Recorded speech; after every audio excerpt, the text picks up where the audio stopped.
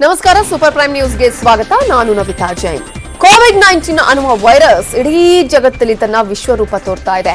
ಕಳೆದ 3 ದಿನಗಳಿಂದ 2,000 ಲೆಕ್ಕದಲ್ಲೇ ತನ್ನ ಬೃಹತ್ ಆಟ ತೋರಿಸುತ್ತಿದೆ. ಅದರಲ್ಲೂ ಮಹಾನಗರಿ ಬೆಂಗಳೂರಲ್ಲಿ ಸೋಂಕಿನ ಮೂಲವೇ ಗೊತ್ತಾಗದೆ ಗುನ್ನ ಕೊಡ್ತಾ ಇದೆ.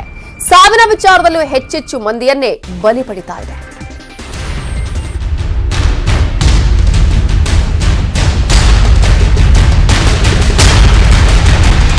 ಆಗಸ್ಟ್ ಸೆಪ್ಟೆಂಬರ್ ವೇಳೆಗಲ್ಲ, ಜುಲೈನಲ್ಲೇ ಕ್ರೂರಿ ಕೊರೋನಾ ತನ್ನ ಬೃಹತ್ ದರ್ಶನ ತೋರಿಸ್ತಾ ಇದೆ. ಹಳ್ಳಿಗಳಲ್ಲಿನ ಪುಟ್ಟ ಗುಡಿಸಲಿನಿಂದ ಹಿಡಿದು ವಿಧಾನಸೌಧದವರೆಗೂ ತನ್ನ ವಿಶ್ವರೂಪ ತೋರ್ತಾ ಇದೆ. ಜನಸಾಮಾನ್ಯರಿಂದ ಹಿಡಿದು ರಾಜ್ಯ ಮುಖ್ಯಮಂತ್ರಿಗೂ ಕೊರೋನಾ ಟೆನ್ಷನ್ ತಂದಿಟ್ಟಿದೆ. ಸೋಂಕಿನ ಸುಳಿಯಲ್ಲಿ ಸಿಲುಕಿದವರು ಒಂದ್ ರೀತಿ ಒದ್ದಾಡ್ತಾ ಇದ್ರೆ, ಅವರ ಸಂಪರ್ಕಕ್ಕೆ ಬಂದಿದ್ದವರು ಮತ್ತೊಂದು ರೀತಿ ಸೋಂಕಿನ ಎದುರು ದಿಗ್ಬಂಧನ ಹಾಕೊಂಡಿದ್ದಾರೆ.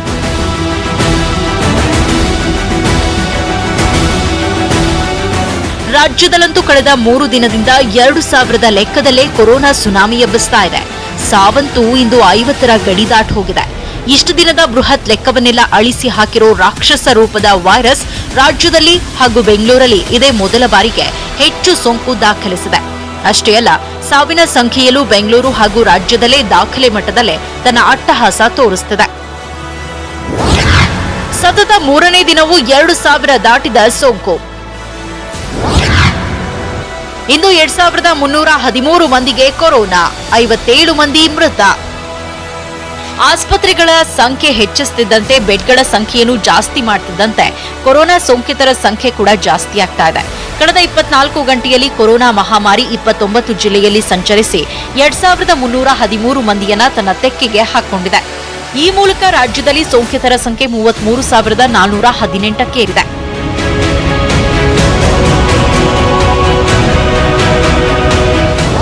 ರಾಜ್ಯದಲ್ಲಿ 500ರ ಗಡಿ ದಾಟಿದ ಸಾವು.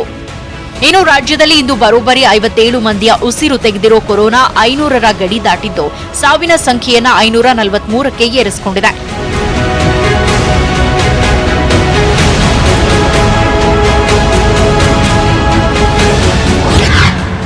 ಬೆಂಗಳೂರಲ್ಲಿ 1,447 ಮಂದಿಗೆ ಕೊರೋನಾ ಕುತ್ತು. 24 ಗಂಟೆಯಲ್ಲಿ 29 ಮಂದಿ ಜೀವ ತೆಗೆದ ಕ್ರೂರಿ. ರಾಜ್ಯದಲ್ಲಿ 2,000 ಲೆಕ್ಕದಲ್ಲಿ ಅಬ್ಬರಿಸ್ತಾ ಇರೋ ವೈರಸ್ ಬೆಂಗಳೂರಲ್ಲಿ 1,000 ಲೆಕ್ಕದಲ್ಲೇ ಪ್ರತಿದಿನ ತನ್ನ ಜಾಲ ವಿಸ್ತರಿಸ್ತಾ ಇದೆ. ಇಂದು ಬರೋಬ್ಬರಿ 1,447 ಮಂದಿಗೆ ವೈರಸ್ ಒಕ್ಕರಿಸಿದೆ. ಇದೇ ಮೊದಲ ಬಾರಿಗೆ ಇಷ್ಟೊಂದು ದೊಡ್ಡ ಸಂಖ್ಯೆಯಲ್ಲಿ ತನ್ನ ಜಾಲ ಹರಡಿರೋ ಸೋಂಕಿನ ಸಂಖ್ಯೆ ಸಿಟಿಯಲ್ಲಿ 15,329ಕ್ಕೆ ಏರಿಕೆಯಾಗಿದೆ. ಕಳೆದ 24 ಗಂಟೆಯಲ್ಲಿ ರಾಜಧಾನಿಯಲ್ಲಿ 29 ಮಂದಿ ಶಾಶ್ವತವಾಗಿ ಕಣ್ಮುಚ್ಚುವಂತೆ ಮಾಡಿದೆ. ಈ ಮೂಲಕ ಬೃಹತ್ ಬೆಂಗಳೂರಲ್ಲಿ ಸಾವಿನ ಸಂಖ್ಯೆ 200ರ ಗಡಿ ದಾಟಿದ್ದು ಸತ್ತವರ ಸಂಖ್ಯೆ 206ಕ್ಕೆ ಏರಿದೆ.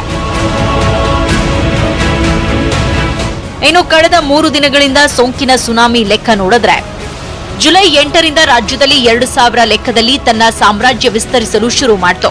ಅಂದು ರಾಜ್ಯದಲ್ಲಿ ಒಟ್ಟು 2,062 ಮಂದಿಗೆ ಸೋಂಕು ಹರಡಿದ್ರೆ, ಬೆಂಗಳೂರಲ್ಲಿ ಪತ್ತೆಯಾದ ಕೇಸ್ 1,148. ನೆಕ್ಸ್ಟ್ ಡೇ ಜುಲೈ 9ರಂದು ಕರ್ನಾಟಕದಲ್ಲಿ ಒಂದೇ ದಿನ 2,228 ಜನರ ಬೆನ್ ಹತ್ತಿದ ವೈರಸ್ ಬೆಂಗಳೂರಲ್ಲಿ 1,373 ಜನರನ್ನ ತನ್ನ ಹೆಗಲೇರಿಸಿಕೊಳ್ತು. ಇಂದು ರಾಜ್ಯದಲ್ಲಿ 2,313 ಜನರಿಗೆ ಕೊರೋನಾ ದೃಢವಾಗಿದ್ದು, ಬೆಂಗಳೂರಲ್ಲಿ 1,447 ಜನ ತನ್ನ ಖೆಡ್ಡಾಕ್ಕೆ ಬೀಳಿಸಿಕೊಂಡಿದೆ.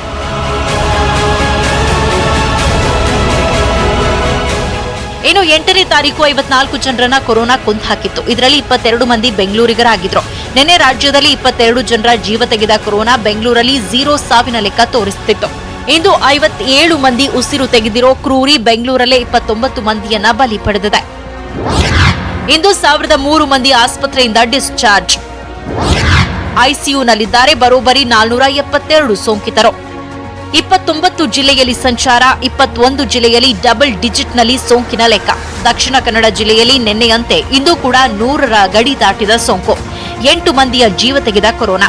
ಯಾವ ಜಿಲ್ಲೆಯನ್ನು ನೆಮ್ಮದಿಯಿಂದ ಉಸಿರಾಡೋಕೆ ಬಿಡದ ಕೊರೋನಾ ಇಂದು 1,003 ಮಂದಿ ಆಸ್ಪತ್ರೆಯಿಂದ ಡಿಸ್ಚಾರ್ಜ್ ಆಗುವಂತೆ ಮಾಡಿದೆ. ಇದು ಆಶಾದಾಯಕ ವಿಚಾರವಾದ್ರೆ, ಬರೋಬ್ಬರಿ 472 ಮಂದಿ ಐಸಿಯುನಲ್ಲಿದ್ದಾರೆ. ಇದರಲ್ಲಿ ಬೆಂಗಳೂರಿಗರೇ 301 ಮಂದಿ ಇದ್ದಾರೆ. ಸಿಎಂ ಬಿಎಸ್ವೈಗೆ ಕೊರೋನಾ ಟೆನ್ಷನ್. ಸಿಎಂ ಸುತ್ತಮುತ್ತಲಿನ 10 ಮಂದಿಗೆ ಕೊರೋನಾ. ಇನ್ನು ಕೊರೋನಾ ಸಿಎಂ ಬಿಎಸ್ವೈಗೂ ಟೆನ್ಷನ್ ಕೊಟ್ಟಿದೆ. ಸಿಎಂ ಗೃಹ ಕಚೇರಿ, ಕೃಷ್ಣಾ ಸರ್ಕಾರಿ ನಿವಾಸ, ಕಾವೇರಿ, ಧವಳಗಿರಿ ಸೇರಿದಂತೆ ಸಿಎಂ ಸುತ್ತಮುತ್ತಲಿನ 10 ಮಂದಿಗೆ ಕೊರೋನಾ ಬಂದಿದೆ. ಹೀಗಾಗಿ ಸಿಎಂ ಹೋಮ್ ಕ್ವಾರಂಟೈನ್ ಆಗಿದ್ದಾರೆ. ವಿಡಿಯೋ ಕಾನ್ಫರೆನ್ಸ್ ಮೂಲಕವೇ ಸಭೆಗಳಲ್ಲಿ ಭಾಗವಹಿಸುವುದಾಗಿ ಹೇಳಿದ್ದಾರೆ.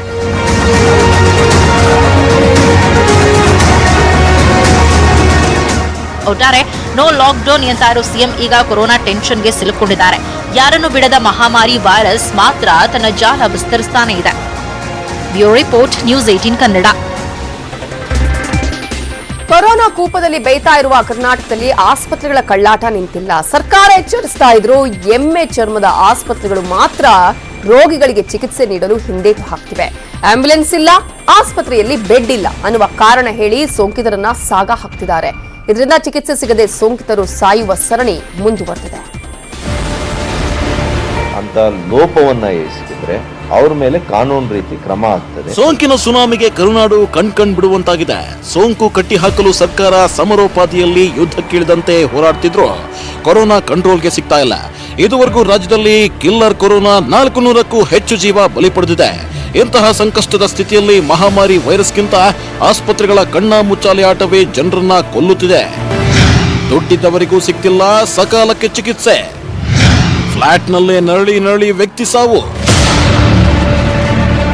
ಬೆಂಗಳೂರಲ್ಲಿ ಸೋಂಕು ಸಾವಿನ ಸಂಖ್ಯೆ ಏರಿಕೆ ಆಗ್ತಿರೋದಕ್ಕೆ ಕಾರಣವೇನು ಅನ್ನೋದಕ್ಕೆ ಇಂತಹ ಎಡವಟ್ಟಿನ ಘಟನೆಗಳೇ ಸಾಕ್ಷಿ. ದುಡ್ಡಿದ್ದವರು ಮಾತ್ರ ಬೆಂಗಳೂರಿನಲ್ಲಿ ಚಿಕಿತ್ಸೆ ಸಿಗದೆ ಸಾವನ್ನಪ್ತಿಲ್ಲ. ದುಡ್ಡಿರುವವರಿಗೂ ಸಹ ಜೀವ ಉಳಿಸಿಕೊಳ್ಳೋಕೆ ಆಗ್ತಿಲ್ಲ. ಆಸ್ಪತ್ರೆಯಲ್ಲಿ ಚಿಕಿತ್ಸೆ ಸಿಗದೆ ವ್ಯಕ್ತಿಯೋರ್ವ ಯಶವಂತಪುರದ ಬ್ರಿಗೇಡ್ ಗೇಟ್ವೇ ಅಪಾರ್ಟ್ಮೆಂಟ್ನಲ್ಲಿ ಸಾವನ್ನಪ್ಪಿರೋ ಹೃದಯ ವಿದ್ರಾವಕ ಘಟನೆ ನಡೆದಿದೆ. ಸುಮಾರು 35 ವರ್ಷದ ಉದ್ಯಮಿಗೆ ಕಳೆದ 1 ವಾರದಿಂದ ಸೋಂಕಿನ ಲಕ್ಷಣಗಳಿದ್ವು. ಹೀಗಾಗಿ ಉದ್ಯಮಿ ಫ್ಲಾಟ್ನಲ್ಲೇ ಒಬ್ಬನೇ ಇದ್ದ. 2 ದಿನದ ಹಿಂದೆ ಕೊರೋನಾ ಪರೀಕ್ಷೆಯಲ್ಲಿ ಸೋಂಕು ದೃಢಪಟ್ಟಿತ್ತು. ನಿನ್ನೆ ಸಂಜೆ ವೇಳೆಗೆ ತೀವ್ರ ಉಸಿರಾಟದ ತೊಂದರೆ ಆಗಿದೆ. ಯಾವಾಗ ಉದ್ಯಮಿಗೆ ಉಸಿರಾಡೋಕು ಕಷ್ಟವಾಗ್ತಿತ್ತೋ ತಕ್ಷಣ ಕೊಲಂಬಿಯಾ ಏಷ್ಯಾ ಆಸ್ಪತ್ರೆಗೆ ಹೋಗಿದ್ದಾರೆ.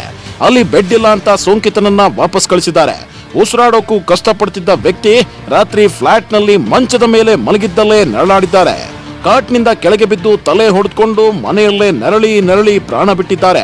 ಆದ್ರೆ ಮೃತ ವ್ಯಕ್ತಿ ನಮ್ಮ ಆಸ್ಪತ್ರೆಗೆ ಬಂದಿಲ್ಲ ಅಂತ ಕೊಲಂಬಿಯಾ ಏಷ್ಯಾ ಆಸ್ಪತ್ರೆಯವರು ಹೇಳಿದ್ದಾರೆ. ಮೃತನ ಕುಟುಂಬ ಸ್ಥಳೀಯರಿಂದ ಮಾಹಿತಿ ಪಡ್ಕೊಂಡಿರೋ ಸುಬ್ರಹ್ಮಣ್ಯ ನಗರ ಪೊಲೀಸರು ತನಿಖೆ ನಡೆಸುತ್ತಿದ್ದಾರೆ. ಆಂಬ್ಯುಲೆನ್ಸ್ ಸಿಗದೆ ವೃದ್ಧೆ ಸಾವು. ಅಮ್ಮನ ಮುಖ ನೋಡಲಾಗದೆ ಮಗನ ಕಣ್ಣೀರು.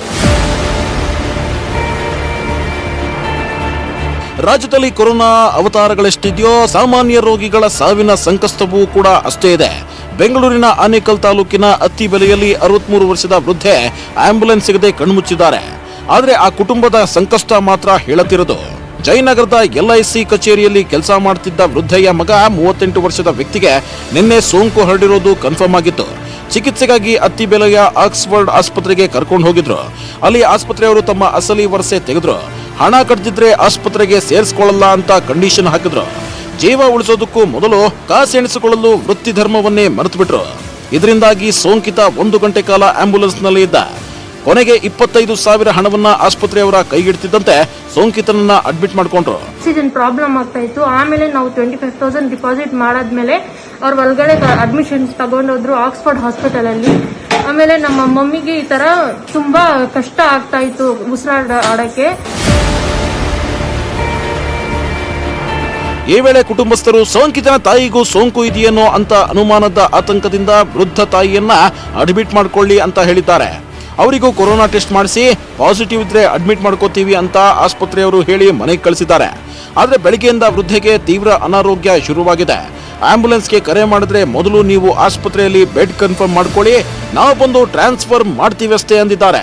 ಆದ್ರೆ ಸಕಾಲದಲ್ಲಿ ಆಂಬ್ಯುಲೆನ್ಸ್ ಆಸ್ಪತ್ರೆ ಸಿಗದೆ ವೃದ್ಧೆ ಸಾವನ್ನಪ್ಪಿದ್ದಾರೆ. ವಿಧಿಯಾಟ ಎಷ್ಟು ಕ್ರೂರವಾಗಿದೆ ಅಂದ್ರೆ ತಾಯಿಯನ್ನ ನೋಡಲಾಗದೆ ಸೋಂಕಿತ ಮಗ ಆಸ್ಪತ್ರೆಯಲ್ಲಿದ್ದಾನೆ. ಮಗನಿಗೆ ಸೋಂಕು ಇರೋದ್ರಿಂದ ಅಜ್ಜಿಯ ಶವ ತೆಗೆಯಲು ಯಾರೂ ಬರಲೇ ಇಲ್ಲ. ಕೊರೋನಾ ಸಂಬಂಧಗಳನ್ನ ಸಾಯಿಸ್ತಾ ಇದೆ. ವೃತ್ತಿ ಧರ್ಮ ಮಾನವೀಯತೆಯನ್ನು ಮರೆಸ್ತಿದೆ. ಎಲ್ಲಿವರೆಗೂ ಸೋಂಕಿತರಿಗೆ ಸರಿಯಾದ ಚಿಕಿತ್ಸೆ ಸಿಗಲ್ವೋ ಅಲ್ಲಿವರೆಗೂ ಸೋಂಕು ಸಂಹಾರ ಕಷ್ಟವೇ. Bureau report, news 18 Kannada. Corona ಮಧ್ಯೆ ಎಸ್ಎಸ್ಎಲ್ಸಿ ಎಕ್ಸಾಮ್ ಮುಗಿಯಿತು. ಬಾಕಿ ಉಳಿದಿದ್ದ ಪಿಯುಸಿಯ ಇಂಗ್ಲಿಷ್ ಎಕ್ಸಾಮ್ ಕೂಡ ಮುಗಿಯಿತು. ಡಿಗ್ರಿ, ಡಿಪ್ಲೊಮೊ, ಇಂಜಿನಿಯರಿಂಗ್ ವಿದ್ಯಾರ್ಥಿಗಳಿಗೆ ನಮಗ್ಯಾವಾಗ ಪರೀಕ್ಷೆ ನಡೆಯುತ್ತೆ, ಕ್ಲಾಸ್ ಶುರುವಾಗುತ್ತೆ ಅಂತ ಕಾಯ್ತಾ ಇದ್ರು. ಇದೀಗ ಅವರೆಲ್ಲರಿಗೂ ಕೂಡ ಉತ್ತರ ಸಿಕ್ಕಿದೆ.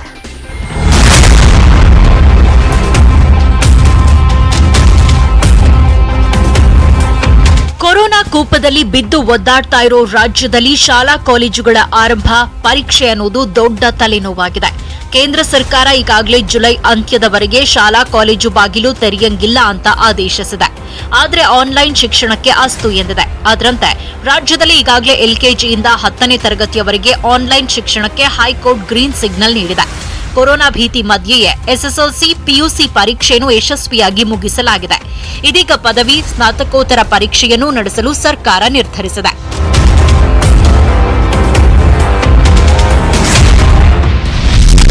ಎಲ್ಲ ಪದವಿ ಪರೀಕ್ಷೆಗಳು ರದ್ದು. ಅಂತಿಮ ವರ್ಷದವರಿಗೆ ಮಾತ್ರ ಎಕ್ಸಾಮ್. ಎಸ್, ರಾಜ್ಯ ಸರ್ಕಾರ ಕೊರೋನಾ ಮಧ್ಯೆ 1ರಿಂದ 9ನೇ ತರಗತಿವರೆಗಿನ ಮಕ್ಕಳಿಗೆ ಹೇಗೆ ಪರೀಕ್ಷೆ ರದ್ದು ಮಾಡಿ ಮುಂದಿನ ತರಗತಿಗೆ ಪ್ರಮೋಟ್ ಮಾಡ್ತೋ ಅದೇ ರೀತಿ ಡಿಗ್ರಿ, ಪಿಜಿ, ಡಿಪ್ಲೊಮೊ ಪರೀಕ್ಷೆಗಳನ್ನು ರದ್ದು ಮಾಡಿದೆ. ಮಧ್ಯಂತರ ಸೆಮಿಸ್ಟರ್ ಅಂದ್ರೆ ಇಂಟರ್ಮೀಡಿಯೇಟ್ ಸೆಮಿಸ್ಟರ್ ವಿದ್ಯಾರ್ಥಿಗಳು ಅಂತಿಮ ಪರೀಕ್ಷೆ ಇಲ್ಲದೆ ಮುಂದಿನ ಹಂತಕ್ಕೆ ತೇರ್ಗಡೆಯಾಗಿದ್ದಾರೆ. ಅವರ ಇಂಟರ್ನಲ್ ಅಸೆಸ್ಮೆಂಟ್ ಹಾಗೂ ಅವರ ಹಿಂದಿನ ಸೆಮಿಸ್ಟರ್ ಅಂಕಗಳ ಆಧಾರದ ಮೇಲೆ 50-50 ಮೌಲ್ಯಮಾಪನದ ಆಧಾರದ ಮೇಲೆ ತೇರ್ಗಡೆ ಮಾಡಲಾಗುತ್ತೆ. ಒಂದ್ ವೇಳೆ ವಿದ್ಯಾರ್ಥಿಗಳು ತಮ್ಮ ಅಂಕಗಳನ್ನು ಉತ್ತಮಪಡಿಸಿಕೊಳ್ಳಲು ಪರೀಕ್ಷೆ ಬರೆಯಲು ಇಚ್ಛಿಸಿದಲ್ಲಿ ಮುಂದಿನ ಪರೀಕ್ಷೆಗಳಲ್ಲಿ ಅವರಿಗೆ ಅವಕಾಶ ಮಾಡಿಕೊಡಲಾಗುತ್ತೆ. ಆದರೆ ಬ್ಯಾಕ್ಲಾಗ್ ವಿಷಯಗಳನ್ನು ಮುಂದಿನ ಪರೀಕ್ಷೆಗಳಲ್ಲಿ ಬರೆಯಬೇಕಾಗಿದೆ. ನಮ್ಮ engineering students, degree students, diploma students ಮತ್ತು ಪೋಸ್ಟ್ ಗ್ರಾಜುಯೇಟ್ ಸ್ಟೂಡೆಂಟ್ಸ್ ಇವ್ರಿಗೆಲ್ಲರಿಗೂ ಫೈನಲ್ ಇಯರ್ ಹೊರತುಪಡಿಸಿ ಇಂಟರ್ಮೀಡಿಯೇಟ್ ಸೆಮಿಸ್ಟರ್ನಲ್ಲಿರುವಂಥ ವಿದ್ಯಾರ್ಥಿಗಳಿಗೆ ಫೈನಲ್ ಎಕ್ಸಾಮ್ಸ್ ಇಲ್ಲ. ಇವ್ರನ್ನ ಪ್ರಮೋಟ್ ಮಾಡಲಿಕ್ಕೆ ಅವರ ಇಂಟರ್ನಲ್ ಅಸೆಸ್ಮೆಂಟ್ 50% ಇಂಟರ್ನಲ್ ಅಸೆಸ್ಮೆಂಟ್ ಮಾರ್ಕ್ಸ್ನ ತಗೊಳ್ತೀವಿ. ಮತ್ತು ಯಾರು ವಿದ್ಯಾರ್ಥಿಗಳು ಈ ಪ್ರಮೋಷನ್ ಮಾಡಿದ್ದೀವಿ ಬೇಸ್ಡ್ ಆನ್ ಇಂಟರ್ನಲ್ ಅಸೆಸ್ಮೆಂಟ್, ನಮಗೆ ತೃಪ್ತಿ ಇಲ್ಲ, ನಾವು ಪರೀಕ್ಷೆ ಬರೀಬೇಕು ಅಂತ ಇಚ್ಛಿಸಿದಲ್ಲಿ ಅವರಿಗೆ ಮುಂದಿನ ಸೆಮಿಸ್ಟರ್ನಲ್ಲಿ ನೆಕ್ಸ್ಟ್ ಸೆಮಿಸ್ಟರ್ ಎಕ್ಸಾಮ್ ಜೊತೆಯಲ್ಲೇ ಈಗಿನ ಸೆಮಿಸ್ಟರ್ ಎಕ್ಸಾಮ್ಸ್ ಅನ್ನು ಬರೀಲಿಕ್ಕೆ ಅವಕಾಶ ಮಾಡಿಕೊಡ್ತೀವಿ. ಇಂಟರ್ಮೀಡಿಯೇಟ್ ವಿದ್ಯಾರ್ಥಿಗಳನ್ನ ಹೊರತುಪಡಿಸಿ ಫೈನಲ್ ಇಯರ್ನಲ್ಲಿರೋ ವಿದ್ಯಾರ್ಥಿಗಳು ಸೆಪ್ಟೆಂಬರ್ನಲ್ಲಿ ಪರೀಕ್ಷೆ ಬರೆಯಬಹುದು. ಯಾಕೆ ಈ ನಿರ್ಧಾರ ಅಂದ್ರೆ ಪದವಿ, ಸ್ನಾತಕೋತ್ತರ ಪದವಿಗಳಲ್ಲಿ ವಿದ್ಯಾರ್ಥಿಗಳ ಶೈಕ್ಷಣಿಕ ಕ್ಷಮತೆಯ ಮೇಲೆ ಅವರಿಗೆ ಕೆಲಸ, ಉನ್ನತ ವಿದ್ಯಾಭ್ಯಾಸಕ್ಕೆ ಅವಕಾಶ ಇದೆ. ಹೀಗಾಗಿ ಅಂತಿಮ ವರ್ಷದ ಡಿಪ್ಲೊಮೊ, ಪದವಿ ಹಾಗೂ ಸ್ನಾತಕೋತ್ತರ ಪದವಿ ವಿದ್ಯಾರ್ಥಿಗಳಿಗೆ ಪರೀಕ್ಷೆ ನಡೆಸಲಾಗ್ತಾ ಇದೆ. ಆಫ್ಲೈನ್ ಅಥವಾ ಆನ್ಲೈನ್ನಲ್ಲಿ ಯಾವುದೇ ರೀತಿ ವಿಶ್ವವಿದ್ಯಾನಿಲಯಗಳು ಪರೀಕ್ಷೆ ನಡೆಸಬೇಕು ಎಂದು ಸರ್ಕಾರ ಸೂಚಿಸಿದೆ. ಒಂದ್ ವೇಳೆ ಈ ಬಾರಿ ಪರೀಕ್ಷೆ ಬರೆಯಲು ಇಚ್ಛಿಸದ ವಿದ್ಯಾರ್ಥಿಗಳು ಮುಂದಿನ ಬಾರಿ ಪರೀಕ್ಷೆ ಬರೆಯಬಹುದು. ಅದನ್ನ ಅಟೆಂಪ್ಟ್ ಎಂದು ಪರಿಗಣಿಸಲ್ಲ. ಬ್ಯಾಕ್ಲಾಗ್ ಸಬ್ಜೆಕ್ಟ್ಗಳನ್ನು ಕೂಡ ಅವರು ಮುಂದಿನ ಪರೀಕ್ಷೆಗಳಲ್ಲಿ ಕಂಪ್ಲೀಟ್ ಮಾಡ್ಕೊಳ್ಬೇಕಾಗತ್ತೆ. ಫೈನಲ್ ಇಯರ್ ಸ್ಟೂಡೆಂಟ್ಸ್ಗೆ ಅವರು ಯೂನಿವರ್ಸಿಟಿ ಎಕ್ಸಾಮ್ನ ಅಪಿಯರ್ ಆಗಬೇಕಾಗುತ್ತೆ. ಅವ್ರಿಗೆ ಮಾತ್ರ final year students in diploma, engineering, degree, post graduates ಇವರೆಲ್ಲರೂ ಫೈನಲ್ ಇಯರ್ ಎಕ್ಸಾಮ್ಸ್ನ ಅಪಿಯರ್ ಆಗಬೇಕು. ಅದು ಆನ್ಲೈನ್ನಲ್ಲಾರ ಮಾಡ್ಬೋದು, ಆಫ್ಲೈನ್ನಲ್ಲಾರ ಮಾಡ್ಬೋದು, ಅಥವಾ ಮಿಕ್ಸ್ ಹೈಬ್ರಿಡ್ ಆರ ಮಾಡ್ಬೋದು. ಯಾವುದು ಬೇಕಾದ್ರೂ ಮಾಡಲಿಕ್ಕೂ ಅವಕಾಶವನ್ನು ಕೊಡಲಾಗುತ್ತೆ. ಫೈನಲ್ ಇಯರ್ ಎಕ್ಸಾಮ್ ಜೊತೆನೇ ಅವ್ರದ್ದೇನೋ ಬ್ಯಾಕ್ಲಾಗ್ ಸಬ್ಜೆಕ್ಟ್ಸ್ ಇದ್ದರೆ ಆ ಬ್ಯಾಕ್ಲಾಗ್ ಸಬ್ಜೆಕ್ಟ್ಸ್ನು ಫೈನಲ್ ಇಯರ್ ಜೊತೆ ತಗೊಳ್ಳಿಕ್ಕೆ ಅವಕಾಶವನ್ನು ಮಾಡಿಕೊಡ್ತಾ ಇದ್ದೀವಿ. ಸೆಪ್ಟೆಂಬರ್ನಿಂದ ಶೈಕ್ಷಣಿಕ ವರ್ಷ ಆರಂಭ. ಅಕ್ಟೋಬರ್ನಿಂದ ಆಫ್ಲೈನ್ ತರಗತಿ. ಇಂಟರ್ಮೀಡಿಯೇಟ್ ಸೆಮಿಸ್ಟರ್ ವಿದ್ಯಾರ್ಥಿಗಳು ಪರೀಕ್ಷೆ ಇಲ್ಲದೆ ಪಾಸ್ ಆಗ್ತಾರೆ. ಅಂತಿಮ ವರ್ಷದ ವಿದ್ಯಾರ್ಥಿಗಳು ಸೆಪ್ಟೆಂಬರ್ನಲ್ಲಿ ಪರೀಕ್ಷೆ ಬರೀತಾರೆ. ಆದರೆ ಮುಂದಿನ ತರಗತಿಗಳು ಯಾವಾಗ ಆರಂಭವಾಗುತ್ತವೆ ಅನ್ನೋ ಪ್ರಶ್ನೆಗೂ ಉತ್ತರ ಸಿಕ್ಕಿದೆ. ಮುಂಬರುವ ಸೆಪ್ಟೆಂಬರ್ ತಿಂಗಳಿನಿಂದಲೇ ಮುಂದಿನ ಶೈಕ್ಷಣಿಕ ವರ್ಷ ಆರಂಭವಾಗ್ತದೆ. ಫ್ರೆಶ್ ಸ್ಟೂಡೆಂಟ್ಸ್ಗೂ ಸೆಪ್ಟೆಂಬರ್ನಿಂದಲೇ ಕಾಲೇಜು ಆರಂಭ.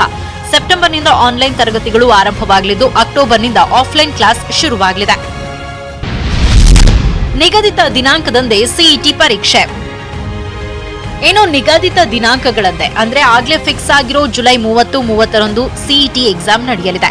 ಪಿಜಿ ಸಿಇಟಿ ಆಗಸ್ಟ್ 8-9ರಂದು, ಡಿಪ್ಲೊಮೊ ಸಿಇಟಿ ಆಗಸ್ಟ್ 9ಕ್ಕೆ ನಡೆಯಲಿದೆ. Srinivas Halakatti, political bureau, news 18 Kannada. Vikas ದುಬೆಯ ಎನ್ಕೌಂಟರ್ ಮತ್ತು ಅದರ ಮೇಲಿರುವಂತಹ ಅನುಮಾನಗಳೇನು ಅನ್ನೋದನ್ನು ನೋಡೋಣ ಚಿಕ್ಕ ಬ್ರೇಕ್ ಆದ್ಮೇಲೆ. Welcome back. ಉತ್ತರ ಪ್ರದೇಶದಲ್ಲಿ ಸಾಲು ಎನ್ಕೌಂಟರ್. ಕಳೆದ 1 ವಾರದಿಂದ ಪೊಲೀಸರ ನಿದ್ದೆಗೆಡಿಸಿದ್ದ ಕೇಡಿ ಇನ್ನಿಲ್ಲ. ಖಾಕಿ ಜೀವ ತೆಗೆದು ತಲೆಮರೆಸಿಕೊಂಡಿದ್ದವರು ಪೊಲೀಸರಿಗೆ ತಗಲಾಕೊಂಡಿದ್ದ. ಅದರ ಬೆನ್ನಲ್ಲೇ ಖಾಕಿ ಗುಂಡಿಗೆ ಈಗ ಬಲಿಯಾಗಿದ್ದಾನೆ.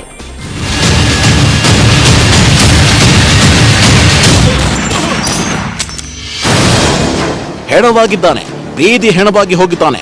ಮನುಷ್ಯರ ರಕ್ತ ನೋಡಿ ಖುಷಿ ಪಡುತ್ತಿದ್ದ ಮಂತ್ರಿಯನ್ನ ಕೊಂದ, ಜನರನ್ನ ಕೊಂದ. 8 ಪೊಲೀಸರ ಮೇಲೆ ಮನಸೋ ಇಚ್ಛೆ ಗುಂಡು ಹಾರಿಸಿ ಕೊಲೆ ಮಾಡಿದ್ದ. ಇವತ್ತು ಅದೇ ಕ್ರಿಮಿನಲ್, ನರರೂಪದ ರಾಕ್ಷಸ, ಉತ್ತರ ಪ್ರದೇಶದ ಕಾನ್ಪುರ ಜಿಲ್ಲೆಯ ವಿಕಾಸ್ ದುಬೆ ಖಾಕಿ ಕೈಯಲ್ಲೇ ಹೆಣವಾಗಿದ್ದಾನೆ.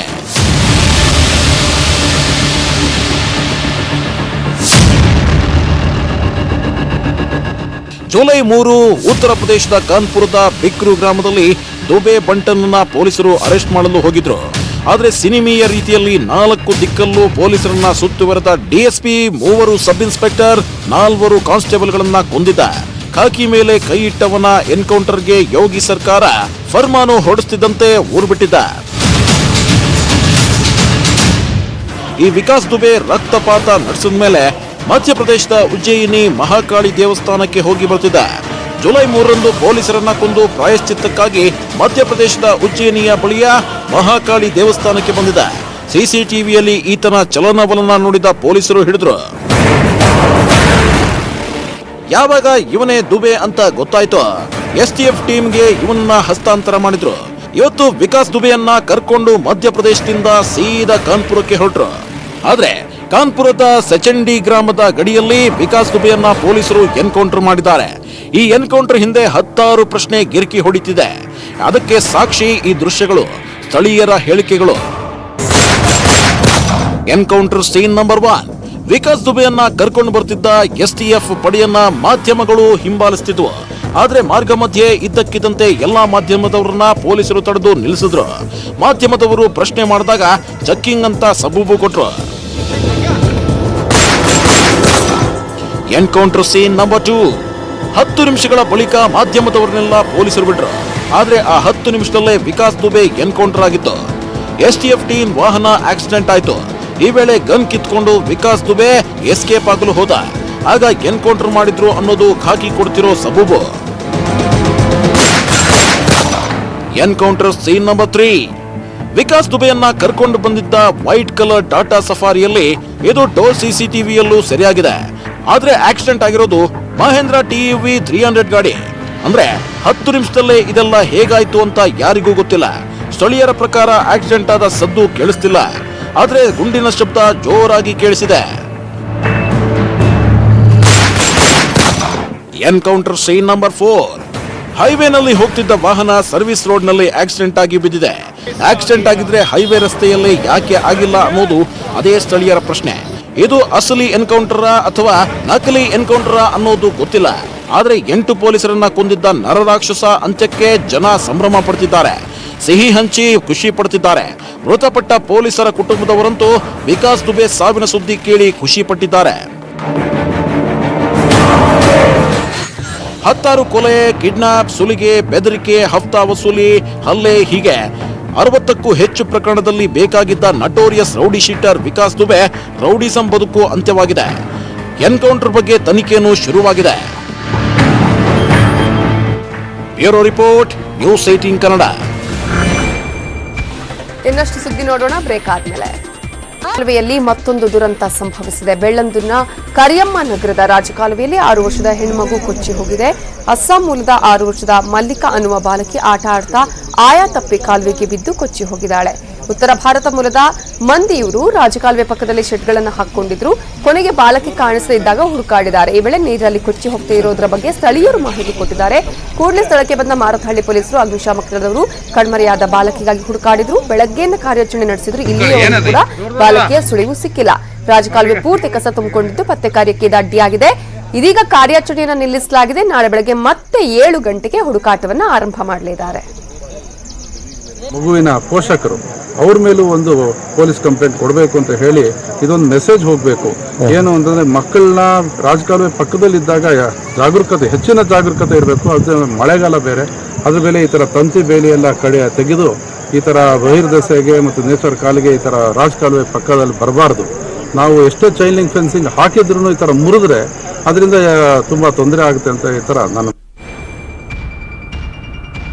ಇದು ಇವತ್ತಿನ ಸೂಪರ್ ಪ್ರೈಮ್ ನ್ಯೂಸ್. ನೋಡ್ತಾ ಇರಿ ನ್ಯೂಸ್ 18 ಕನ್ನಡ, ಜಾಲ ನಮ್ಮದು, ಬಲ ನಿಮ್ಮದು.